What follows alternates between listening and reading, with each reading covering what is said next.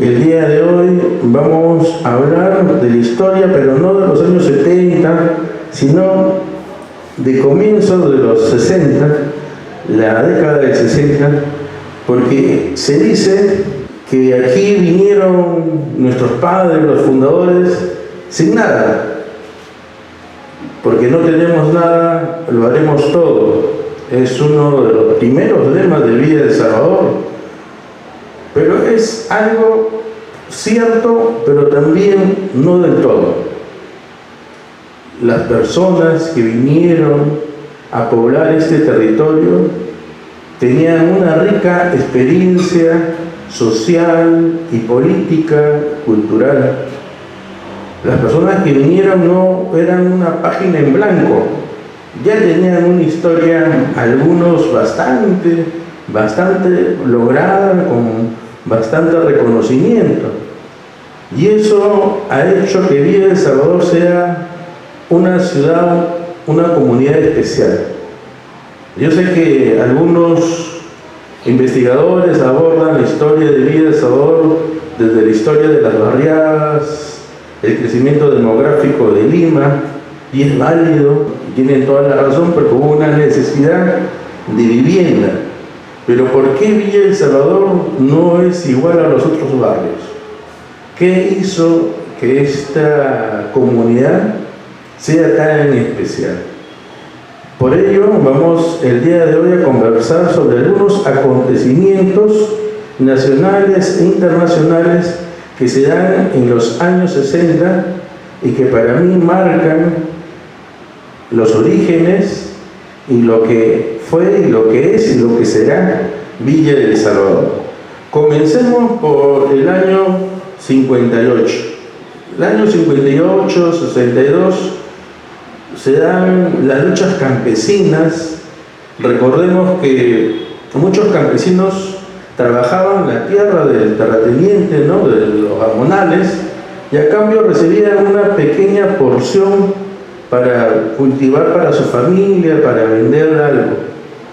Y ahí surge un personaje que hasta el día de hoy está con vida, Hugo Blanco, el legendario Hugo Blanco. Y comienzan a hacer las luchas campesinas por la tierra.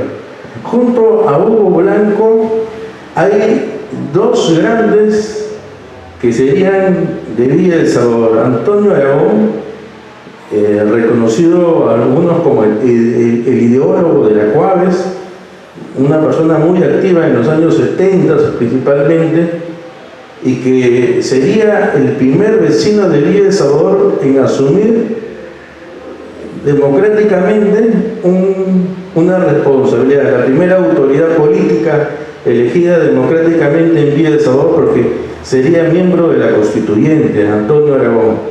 El gran Antonio Aragón, que Dios lo tenga en la gloria, partió el año pasado conjuntamente con otro dirigente, José Bautista. Pero también junto a Antonio Aragón, en esos años 58, 62, estaba otro grande, Apolinario Rojas, que sería el primer secretario general de la Cuaves en el año 73, y que a fines de los 70 también retornaría a la Secretaría General de Cuaves. Es decir, ya ahí estamos viendo cómo muchos de nuestros dirigentes ya venían con una rica experiencia social, política, de trabajo gremial en organizaciones. Los años 60 son años muy importantes, ¿no? El 1 de enero del 59 se hace conocido un líder que ganaría la simpatía de muchos, incluyendo de Vargas Llosa en esa época, Fidel Castro, la Revolución Cubana, ¿no? Una pequeña isla que va a desafiar al poderoso Estados Unidos, y que se va a mantener esa revolución. Y a muchas personas de la época les marcó mucho la Revolución Cubana. Esto sucedió en los años 59. Ya en el año 61, las potencias, la Unión Soviética con los Estados Unidos, después de la Segunda Guerra Mundial, que se reparten el botín de guerra. En el 61 se da inicio a la construcción del muro de Berlín, ¿no? Que después caería, ¿no? Con la perestroika. Hay cambios en el mundo, pero en el año 61 se construye esta gran muralla que divide a Alemania democrática y Alemania federal. Y esto también va a marcar, son grandes acontecimientos que, a pesar de que no existían las redes sociales, llegan a marcar a esos jóvenes. Y en estos años son años de revolución. No se hablaba del terrorismo. El terrorismo se conoce como un método, ¿no? Un método para hacerse del control político, que utiliza el miedo, el terror. Entonces, estos años son años de las guerrillas. Aquí en el Perú, Luis de la Puente Uceda, que venía de Lápara, va a encabezar una guerrilla en el año 62. Mucha gente va a ser llamada, es visto como una persona romántica, con sus ideales de justicia social. La gente no tenía miedo a las guerrillas, ¿no? Él es miembro del MIR y se va a mantener hasta los años 65. Entonces, es gente que enarbola también las banderas de la justicia social, y gracias a ellos se van a hacer una serie de reformas, incluyendo la reforma agraria, la reforma de la educación, lo que es Velasco, los militares que aplastan estas guerrillas, pues también comienzan a aprender también de las guerrillas, y con Velasco se va a ver un poco de estas plataformas que ellos tenían de luchas sociales, ¿no? Hugo Blanco, por ejemplo, ya en el año 64 va a ser detenido, ¿no? Va a ser vencido, es acusado de asesinato de 3 policías, e inclusive Vargas Llosa va a hacer una carta entre los sectores intelectuales para que le den la libertad a Hugo Blanco, ¿no? En ese tiempo Vargas Llosa se pronunciaba a favor de la revolución cubana. Y hablando de Vargas Llosa, pues va a ser en estos años donde publica La ciudad y los perros, La casa verde y el célebre libro Las conversaciones de la catedral, ¿no? Esta frase que él hace ahí, cuando se jodió el Perú, ¿no?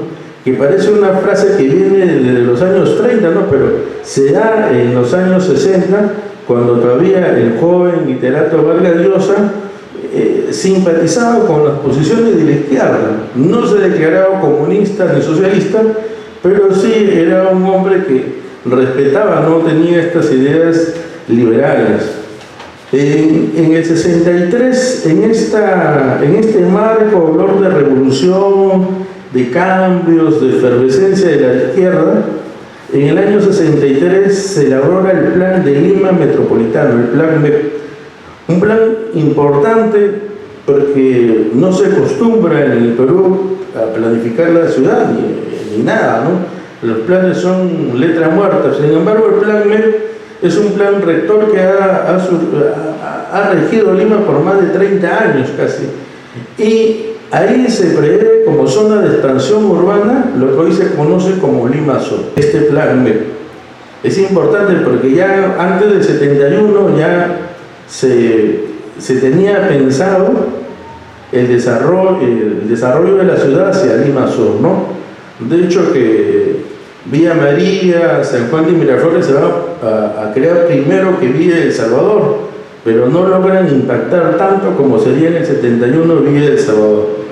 También, así como Hugo Blanco, así como Fidel Castro en el Perú, va a haber jóvenes que se ganen el aprecio, la admiración de sectores universitarios.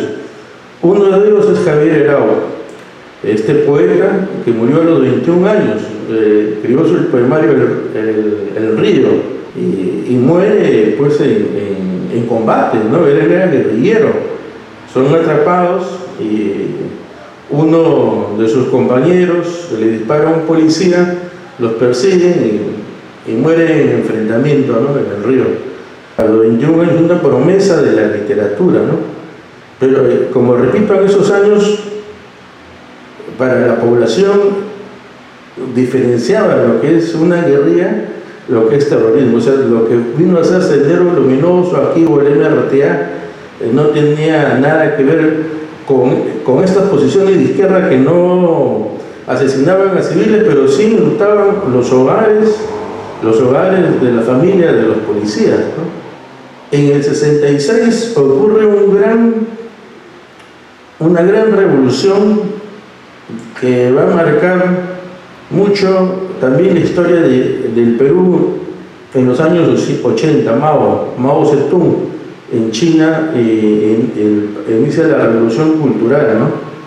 Tiene mucha influencia en sectores de la izquierda y va a tener mucha influencia principalmente en el partido llamado Comunista Sendero Luminoso. Es la historia de un sector de la izquierda. En el año 67, el 9 de octubre, va a fallecer Che Guevara, ¿no?, en Bolivia. Algunos jóvenes a veces les digo, ¿el Che Guevara es cubano o es peruano? ¿Ustedes qué dirían? ¿Es peruano o es cubano? Eso es como preguntar de qué color era el caballo blanco de San Martín. Porque se le dicen Che, porque ¿de dónde viene? ¿A quién se le dicen Che? A los argentinos. Sin embargo, es interesante porque muchos no saben quién fue que hizo el Che Guevara y tienen tatuado el Che Guevara, usan un polo el Che Guevara, tienen la fotografía del Che Guevara, porque es un icono. Representa la justicia social, la rebeldía. Entonces, con el asesinato extrajudicial que hubo del Che Guevara, el Che Guevara se hizo inmortal, y esto ha marcado la vida de muchos jóvenes, ¿no? Entonces, que se sentían que la revolución estaba a la vuelta de la esquina, ¿no? Se olía un aire de revolución, y no solamente en los sectores militantes de la izquierda, ¿no? Son años de dictadura, ya no hay derechos políticos, los partidos estaban prohibidos, no había reuniones de los partidos, entonces los partidos formales también tenían que hacer una vida clandestina, ¿no? Y en este contexto surge el 1 de enero del 68, que lo nombran obispo auxiliar de Lima a Luis Bambarén, el obispo de los pueblos jóvenes. Bambarén ya en los años 60 tiene una participación muy importante. Él acuña esta frase, pueblos jóvenes, es de él, es de Bambarén. Antes de que exista Vida El Salvador ya tenía una emoción social, porque Bambarén es parte de un equipo que conforma Gustavo Gutiérrez, ¿no? El 21 y el 25 de julio del 68 se realiza un seminario en Trujillo, donde le piden a Gustavo Gutiérrez que haga una presentación de teología del desarrollo. Y él dice, teología del desarrollo no, teología de la liberación. Esta palabrita liberación, teología de la liberación, no era conocida todavía. Le dicen, ya, ponga nada más, ¿no?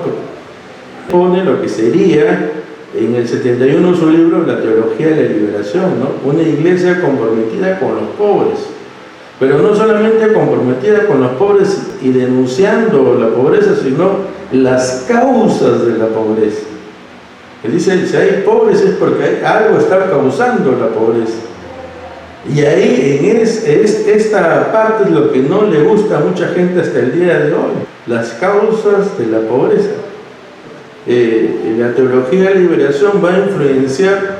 Gustavo Gutiérrez es el peruano, es uno de los peruanos más influyentes en América Latina, uno de los intelectuales más influyentes. Yo diría inclusive más influyente que Mariátegui, sin desconocer a Mariátegui, ¿no? O el propio Aya de la Torre.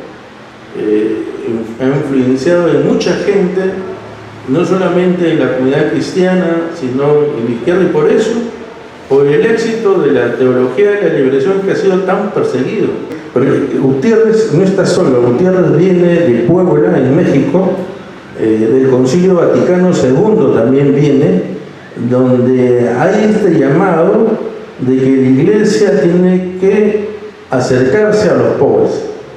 Ustedes, cuando Gutiérrez crea la teología de la liberación, está tomando las encíclicas papales, las encíclicas, valga la reiteración, las está haciendo suyas. Lo que pasa es que cuando se habla de los pobres dicen hay que luchar contra la pobreza, hay que ser solidario, hay que evitar que no exista pobreza. ¿Quién va a estar en desacuerdo? Todo el mundo dice yo, pero cuando él lo hace una teología y le da una lectura que dice que la iglesia no solamente tiene que predicar, ¿no? El principal sentido de la iglesia es que evangelizar la palabra de Dios, sino que la iglesia se tiene que hacer pueblo, tiene que estar con los pobres, ¿no? Y tiene que denunciar las causas de la pobreza. Ahí los sectores de los Estados Unidos sienten pues que él está hablando de comunismo, ¿no? Y es por eso que él señala, que dice que cuando se denuncia la pobreza, se habla de solidaridad, de misericordia, todo el mundo le dice que es santo. Pero cuando habla de las causas de la pobreza, le señalan como comunista. Y que es muy complicado. Los investigadores sociales, los economistas, sociólogos, antropólogos, historiadores, pues, tienen varias teorías de las causas de la pobreza. No hay un consenso.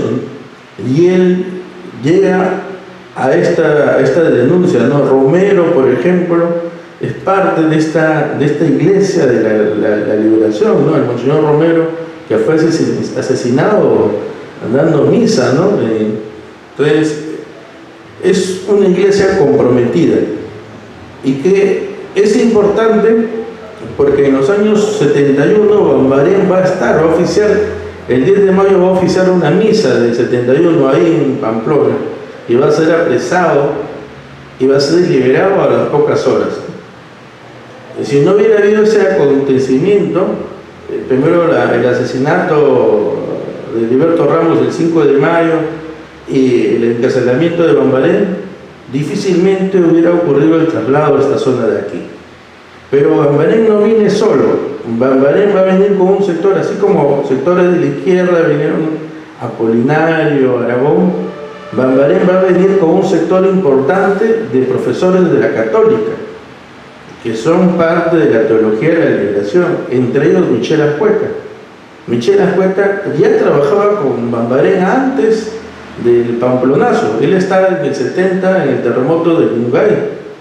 Y ahí estaba Bambarén, en ese terremoto, de diferentes órdenes, ¿no? Principalmente son jesuitas, son de la iglesia progresista, un sector de la iglesia progresista que viene. El padre Eugenio Kirke, por ejemplo, se hace comunero, tiene una casa, o sea, no vive en el templo.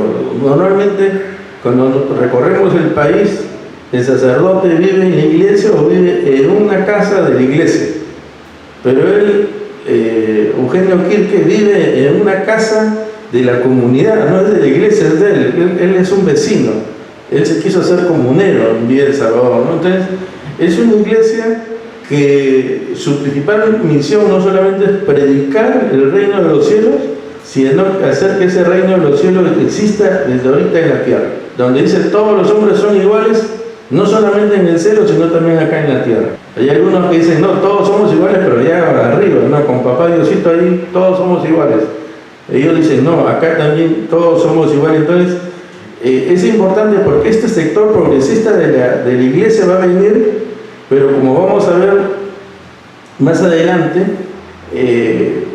la izquierda marxista, atea, no lo reconoce como una iglesia progresista. Para ellos la religión es el opio de los pueblos. Entonces van a haber enfrentamientos entre este sector marxista de la izquierda y este sector progresista de la Iglesia Católica de la teología de la liberación. Pero también en el 68 el 3 de octubre se da el golpe de Estado de Juan Velasco Alvarado. Juan Velasco se declara anticapitalista, pero no se declara comunista ni socialista. Él quiere implementar un modelo diferente. Entonces yo estoy en contra del capitalismo, pero no soy soviético. Yo voy a implementar un proyecto político, social de nuevo tipo, ¿no? El cooperativismo, que se asemeja más al modelo yugoslavo del mariscal Tito, ¿no? Y comienza a trabajar este modelo popular, una serie de reformas. Es importante porque a Velasco, un sector de la izquierda, decía lo opuesto la CIA, los norteamericanos, para aplacar la revolución. Tampoco reconocen que Velasco era de izquierda. Ahora, para todos sería la izquierda marxista, la izquierda, Velasco, nadie va a decir que es de derecha hoy día, ¿no? Y la teología de la liberación es una iglesia comprometida, una iglesia progresista, también más hacia la izquierda. Pero en esos años estos tres sectores no se reconocían como sectores de izquierda, más bien se acusaban uno del otro, ¿no? Para los izquierdistas, pues el Vaticano era un infiltrado, ¿no? Desconfiaban mucho, y de los militares igual. Entonces, estos tres sectores van a entrar en conflicto en el año 71 aquí en Villa El Salvador. Otros acontecimientos: el hombre llega a la luna, llega a pisar la luna en el año 69. Esto ha sido recién. Son acontecimios importantes. El 28 de noviembre del 69, pues un gran literato de los años 60, hemos visto a Javier Arao, Vargas Llosa, María Arguedas, se tira un disparo en la Universidad de La Molina, en el baño.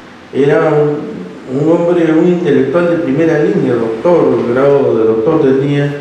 Entre sus obras, en el año 64 publica Todas las sangres, que es una de las obras más importantes de Arguedas. Él, a partir de su muerte, se va a comenzar a hablar mucho más de Arguedas, se va a comenzar a influenciar mucho más que en vida. En vida recibió varios premios, además varias distinciones, José María Arguedas, pero a partir de su muerte va a marcar también, ¿no? Es uno de los grandes de la literatura. El 31 de mayo del 70 está el terremoto, el aluvión de Ancas, que sepulta, ¿no?, a todo este pueblo, pero en el cementerio queda intacto la imagen de Cristo del Salvador. Y ahí estaba Bambarén, y esta imagen la va a traer a Villa del Salvador. O sea, lo único que quedó intacto en el cementerio, que no se destruyó, fue la imagen de Cristo del Salvador. Este terremoto provoca también una aluvión de inmigrantes que vienen hacia Lima, no solamente porque se han quedado sin casa, sino porque sienten Lima más segura y que tienen más posibilidades de trabajo, ¿no? Y ahí está Michel Ascueta y ahí está Bambarén. Michel está como voluntario en el 70. La relación Bambarén, Gutiérrez y Michel data ya desde esa época, que es la Iglesia de la Liberación. Queta Mesías, muchos otros profesores de fe libre, algunos han quedado hasta en la actualidad, ¿no? El 70 también se marca porque el 3 de noviembre Salvador Allende es elegido, se convierte en el primer presidente socialista en asumir un gobierno, un Estado. Por primera vez la izquierda gana democráticamente y se hace gobierno, ¿no? Después vendría pues ya en el 73 el golpe de Pinochet, pero la izquierda es muy fuerte en los años 60. En los años 60 son años que se huele el olor a revolución. El día de hoy estaba viendo en los diarios, el caso venezolano, ahí Maduro decía que va a haber otro Vietnam, pero justamente en los años 60 se desarrolla esta guerra de Vietnam que tiene muchos muertos. Se lanzan más bombas a Vietnam que en toda Alemania. En un año se lanzan más bombas a Vietnam que en todos los años de la Segunda Guerra Mundial sobre Alemania. El ataque de los Estados Unidos es feroz sobre Vietnam, pero no consigue ganar la guerra. O sea, porque los vietnamitas seguían como hormigas, se multiplicaban y seguían combatiendo.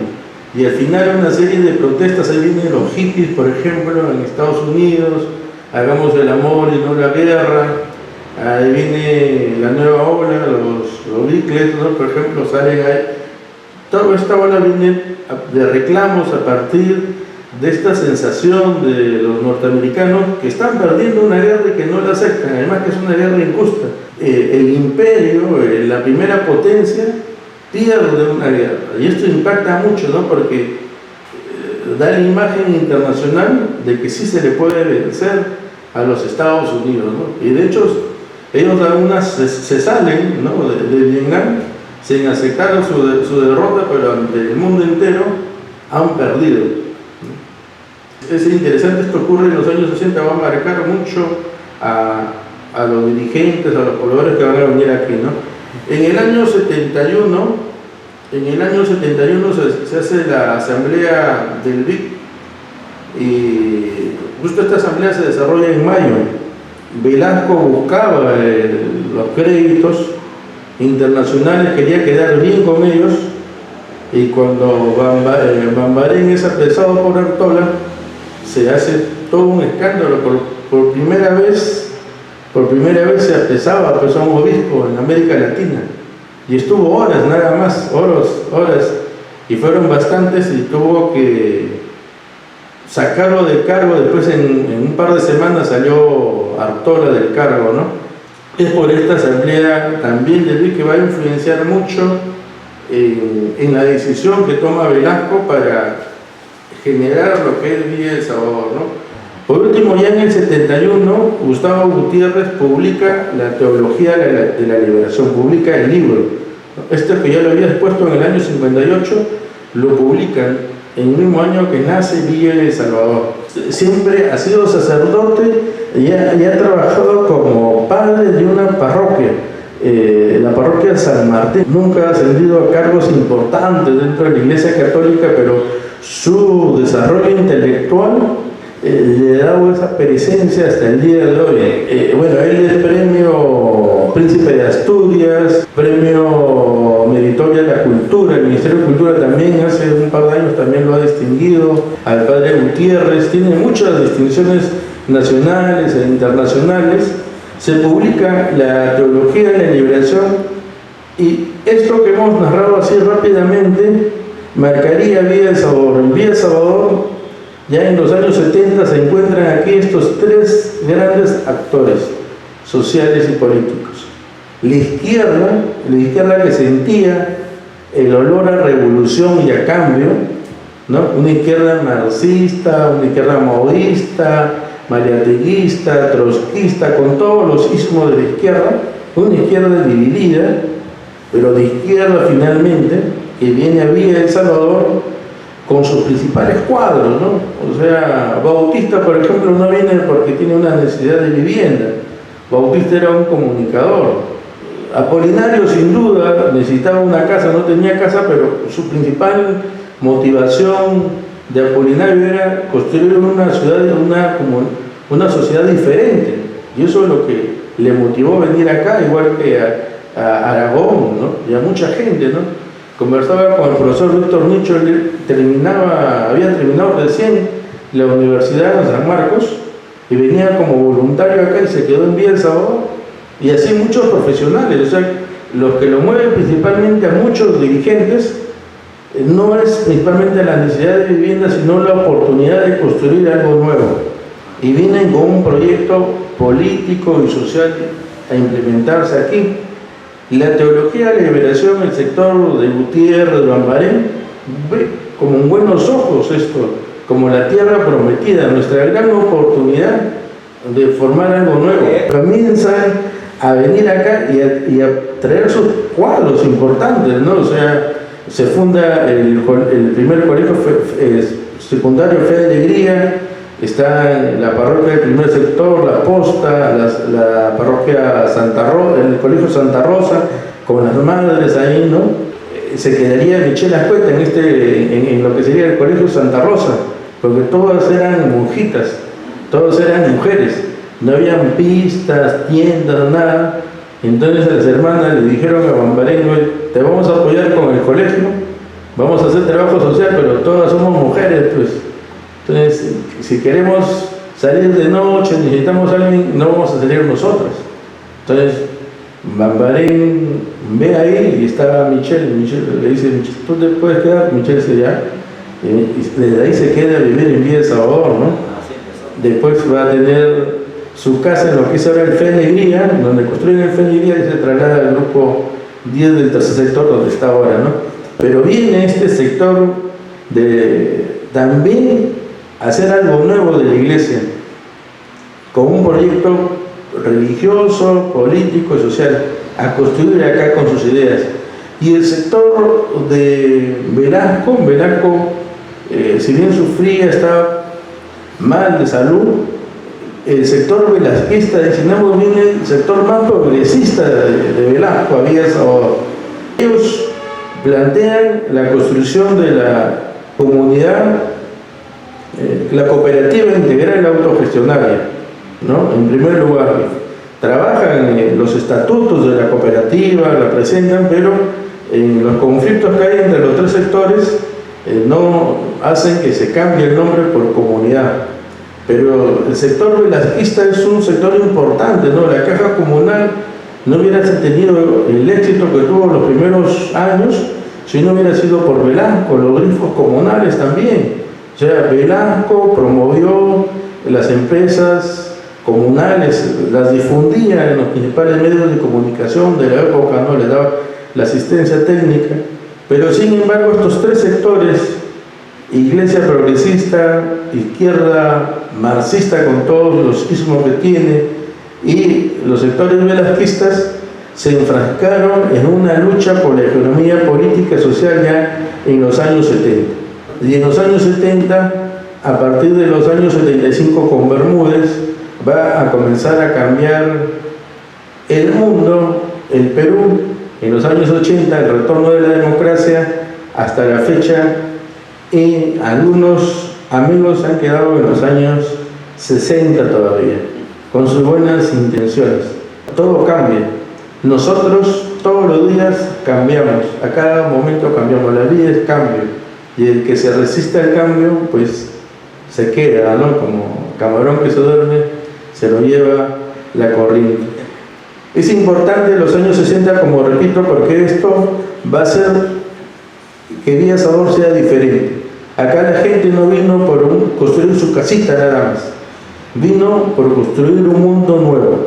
Por eso también la mirada integral, desde Villa de Salvador se miraba el Perú. Desde Villa de Salvador se quería hacer la revolución para todo el Perú. Una mirada global, desde Villa de Salvador, de estos primeros dirigentes, porque tenían toda una base. La gente de la cual miraba a los sindicatos, quería influenciar, se organizaban las centrales de asentamientos humanos. ¿Por qué? Porque tenían toda esta base de los años 60, gente que quería el cambio. Querían el cambio, tenían diferentes perspectivas de lo que debería ser ese cambio, pero lo importante estaba contra la injusticia social. En eso coincidieron estos tres sectores, en trabajar contra la injusticia social. Lamentablemente, estos tres sectores ya, la Iglesia de la Liberación ya no existe, Velasco ya en el 75 también, y lo que la izquierda, la última experiencia fue de la Izquierda Unida, con Barrantes, que fue alcalde de Lima y que estuvo a un paso de convertirse en un Allende, ¿no? De repente también hubiera terminado igual en la izquierda, en ganar la presidencia, y ahora ya la izquierda está reducida, la izquierda marxista, a su mínima expresión en el Perú, ya no solamente en Villa de Salvador. Y es por eso que estamos como estamos, porque los autores tuvieron este proyecto político-cultural, de alguna manera ya han dejado de existir como un proyecto, ¿no? Como un proyecto nacional. Existen algunos de los individuos y ojalá que sigan existiendo por mucho más tiempo. Podemos construir Villa. Cuando tú dijiste que ya no existe ese proyecto, Dante, ¿tú crees que podemos recuperar ese proyecto? ¿Podemos replantearlo? Y bueno, con aras al siglo XXI ya, ¿no? ¿Cómo podríamos recuperar esa esencia de ese proyecto para hacer de Villa un distrito soberano, moderno? Pero de estos años 70, 60 sacamos que la gente tenía un sueño. La gente creía en el cambio y creía que el cambio estaba ya, que ya la revolución se había logrado, que ya estaba ahí, como decían, a la vuelta de la esquina. Era gente que tenía mística, gente con mística, bastante mística. Hoy vemos que los modelos reales que hemos tenido de construir nación, de construir ciudad inclusive, esos modelos ya no despiertan la mística. Y hablo de los modelos de la izquierda que se han implementado, los modelos de la derecha que se han implementado. Cada vez crece el descontento en el mundo, no solamente en el Perú, en Villa El Salvador, la depresión, el suicidio, el sinsentido va creciendo en todas partes y es necesario construir ese mundo que estos primeros dirigentes lo intentaron, con sus aciertos y con sus errores. De repente la guerrilla no era pues el Che Guevara se fue a Bolivia y ni un campesino se sumó, más bien los campesinos llamaron al ejército y lo denunciaron. El Partido Comunista Boliviano dijo: yo no tengo nada que hacer con el Che Guevara. Esa de repente no era la forma de Mao, una revolución cultural que murieron millones de personas en China. Entonces, de repente esas no eran las formas, pero tenían la idea, ¿no? El fin no justifica los medios, ¿no? Hemos tenido a grandes intelectuales, ¿no? Arguedas, Vargas Llosa, que hoy es premio Nobel. Ahí está el reto de ser más ambicioso, de ambicionar más. Ahora que todo el mundo quiere ser líder, el primero, tener esa visión integral y no dejar de soñar que desde nuestra práctica concretita, desde nuestro quehacer cotidiano, podemos cambiar el mundo. Nos han vendido la idea ahora del sistema, del dinero, y nosotros a veces nos sentimos insignificantes, decimos: no soy alcalde, no soy presidente, no soy congresista, no soy empresario, no soy dueño de un medio de comunicación, pero aquí estamos, ahorita transmitiendo para todo el mundo. En este pequeño auditorio, pero grande, tenemos esa posibilidad. Hace algunos años con algunos dirigentes conversábamos, siempre la política es como los partidos de fútbol: si uno es de la Alianza, el otro es de la U, no se van a poner de acuerdo nunca, ¿no? O si otro es del Cristal, de Roche, ¿no? Igual que es la política, es pasión, ¿no? Y eso es bueno. Y algunos decían, la cual es como mi madre, ¿no? La cual tiene que seguir insistiendo, tiene que seguir, o sea, no tenemos una lectura de los tiempos actuales, la cual es muy importante. Vamos a ver el próximo viernes todo lo que se ha logrado gracias a la cual en los años 70, 80, pero también va perdiendo fuerza, ¿no? Entonces no hay que temer a los cambios, ¿no? La cual es una organización, todas las organizaciones no es un fin, es un medio para alcanzar el bienestar. Hay que inventarnos algo. Nuestros padres, nuestros primeros dirigentes crearon y se inventaron las cuadras. De repente ahora nosotros tenemos que inventarnos y crearnos otra cosa. Pero es difícil ahora, porque decir esto ya, yo estoy seguro que hay amigos ahí que van a estar escribiendo, ¿no? Que desconoce a la cuadra, que la cuadra sigue viviendo. Bueno, tienen todo el derecho. Hace poco, este mes, lo voy a decir para provocar, este mes de febrero es el mes de Marilena Moyano, su heroicidad, el 15 de febrero. Y ustedes saben, hay 2 juntas directivas de la FECOMUVES, 2 juntas directivas entrampadas judicialmente. Y conversaba con algunas compañeras de ahí y les decía: ¿cuántos comedores integras? ¿Cuántos comedores integras? Ni un comedor. ¿Cuántas promotoras de salud? Ninguna promotora de salud. ¿Cuántos banquitos comunales? ningún banquito comunal. ¿Cuántas orientadoras legales? Ninguna orientadora legal. Y le decía, oye, mujer, entonces ¿a quiénes integras? Me decía, somos 11 de la junta directiva, estamos trabajando 4.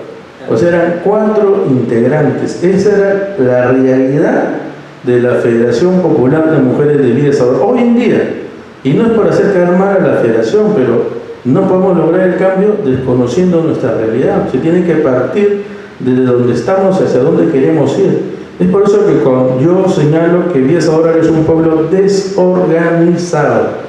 Hay más de 5.000 organizaciones, pero no hay esa capacidad de articulación, no hay esa capacidad de unirnos en objetivos mayores, ambiciosos y viables. Ahí está el reto de los jóvenes, de nuestros adultos mayores que siguen aportando mucho hasta el día de hoy. Nuestros adultos mayores son un ejemplo, y también de las personas ya adultas, de asumir retos grandes. Yo creo que sí es posible, lo digo con ánimo de provocar y sin ningún temor al debate y a la discusión, que me disculpen los dirigentes. Yo soy primero siempre en hablar de la CUAVES, de la Federación de Mujeres, de muchas organizaciones, APEMIBES, FUCOMIBES, clubes deportivos, grupos culturales, tanta riqueza social que hay en Villa El Salvador, pero también hay que aceptar que estamos como estamos porque no estamos en los mejores tiempos